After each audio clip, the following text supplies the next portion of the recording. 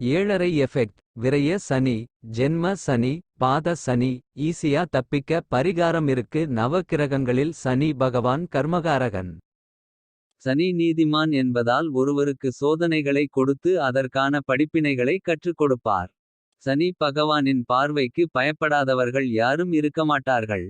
சனியின் பிடியில் நாம் சிக்கியிருக்கிறோம் என்பதை சில அறிகுறிகள் மூலம் உணர்ந்து கொள்ளலாம். சனிபகவான் 12 இரண்டாம் வீட்டில் பயணம் செய்யும் காலத்தில் ஏழரை சனி காலமாகும். சனியினால் ஏற்படும் சங்கடங்களை தவிர்க்க சில பரிகாரங்களை செய்தால் போதும். பிரச்சினைகள் படிப்படியாக குறையும். சனி பகவான் ஒருவரின் ஜாதகத்தில் 4ஆம் வீட்டில் இருந்தால் அர்த்தாஷ்டம சனியாகவும் 7ஆம் வீட்டில் இருக்கும் போது கண்டச்சனியாகவும் பாதிப்பை ஏற்படுத்துவார்.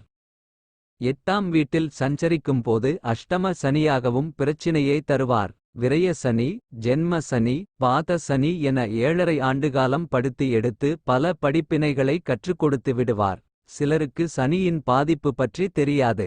நமக்கு 7.5 நடக்குதோ என்று அவர்களாகவே நினைத்துக் கொள்வார்கள். சனி பகவானின் பிடியில் நாம் சிக்கியிருக்கிறோம் என்பதை சில அறிகுறிகளை வைத்தே அறிந்து கொள்ளலாம்.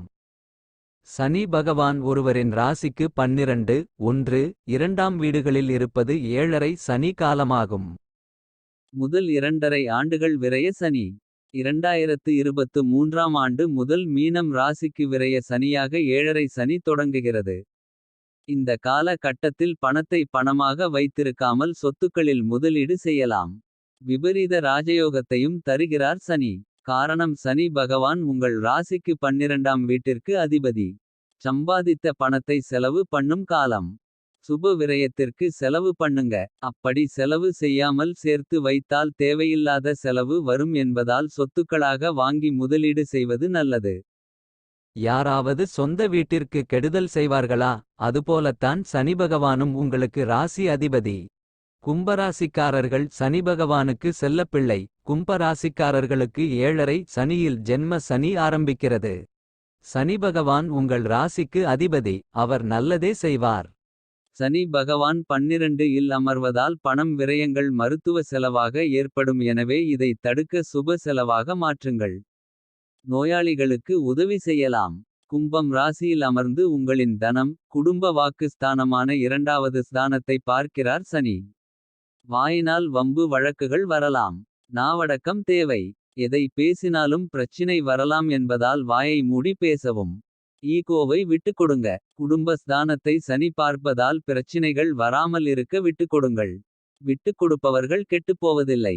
சனிப்பெயர்ச்சியால் அதிகம் கஷ்டப்பட்டுக் கொண்டிருக்கும் மகரம் ராசிக்காரர்கள் கொஞ்சம் பெருமூச்சு விட்டுக்கொள்ளலாம். காரணம் ஜென்ம சனி விலகியுள்ளது. அதே நேரத்தில் 7.5 சனியின் கடைசி 2.5 ஆண்டு காலம் பாத சனியாக தொடர்வதால் கொஞ்சம் கவனம் தேவை. தன வருமானமும் லாபமும் கிடைக்கும். சனியின் பார்வை ராசிக்கு 4ஆம் வீடு 8ஆம் வீடு 11ஆம் வீடுகளின் மீது விழுவதால் கஷ்டங்களை எளிதாக கடந்துவிடலாம். எவ்வளவோ பார்த்துட்டோம், இதையும் ஒரு கை பார்த்துடுவோமே என்ற தெம்பு வந்துவிடும்.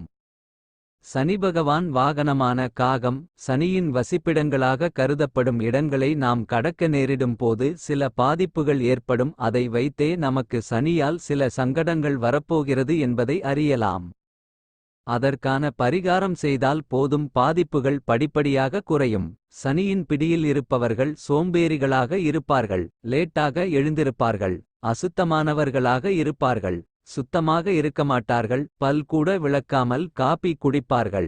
அடிக்கடி விழுந்து எலும்பில் அடிபடுவார்கள். இவர்கள் எல்லாம் சனியின் பிடியில் சிக்கியிருப்பவர்கள். இதற்கு எளிமையான பரிகாரம் உள்ளது. காகம் ஒருவரை விடாமல் துரத்தும். சாதாரணமாக செல்லும் போதே எச்சம் போடும். சிலரை தலையில் உடம்பில் கொத்தும். அப்போது கோச்சாரப்படி சனி நமக்கும் சங்கடமான நிலையில் இருக்கிறார் என்பதை உணர்ந்து கொள்ளலாம். நம் வீட்டு முன்பு திடீரென குப்பை தொட்டி முளைக்கும். குப்பை லாரியில் இருக்கும் குப்பை திடீரென உங்கள் மீது விழும். தெரியாமல் மலத்தை மிதித்து விடுவீர்கள். சிலருக்கு ரயிலில் பயணம் செய்யும் போது பாத்ரூம் அருகில் சீட் கிடைக்கும். மூக்கை பிடித்தவாறே பயணிக்க வேண்டியிருக்கும். பச்சரிசியை ஒரு கையில் அள்ளி அதை நன்கு பொடி செய்து சூரிய நமஸ்காரம் செய்துவிட்டு விநாயகரை வணங்க வேண்டும். பிறகு விநாயகரை 3 சுற்று சுற்ற வேண்டும். அப்போது கையில் உள்ள அரிசியை போட வேண்டும். அதை எறும்புகள் தூக்கி செல்லும். அப்படி தூக்கி சென்றால் நமது பாவங்களில் பெரும்பாலானவை நம்மை விட்டு போய்விடும். வன்னி மரத்தடி விநாயகர் கோவில் என்றால் அது இன்னும் விசேஷம். சனிக்கிழமைகளில் இதை செய்ய வேண்டும்.